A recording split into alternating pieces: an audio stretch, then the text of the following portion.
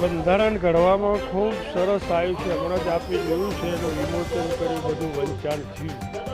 એક એક મુદ્દો આજના સમયને જે સમયનું પરિવર્તન થઈ રહ્યું છે, શિક્ષિત સમાજો આગળ વધી રહી છે, એને લગતા તમામ મુદ્દાઓની અંદર સમાજના એક નાનામાં નાનો મુદ્દાનો સમાવેશ કરી અને દરેક બધા જ ગોળો સમગ્ર 3 જિલ્લા રાજસ્થાનનો ભાગ પણ પાળી શકે એ જાતનું બંધારણ કર્યું છે. અને આમાંથી ખૂબ ફાયદો થશે સમાજ.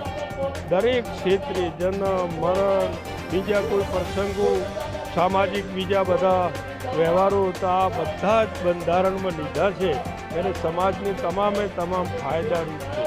આ સમયને અનુકૂળ છે, સમયની માગ મુજબ છે. જે સમયની માંગ શિક્ષણની છે અમે શિક્ષણ પર મોટો ભાગ મૂક્યો.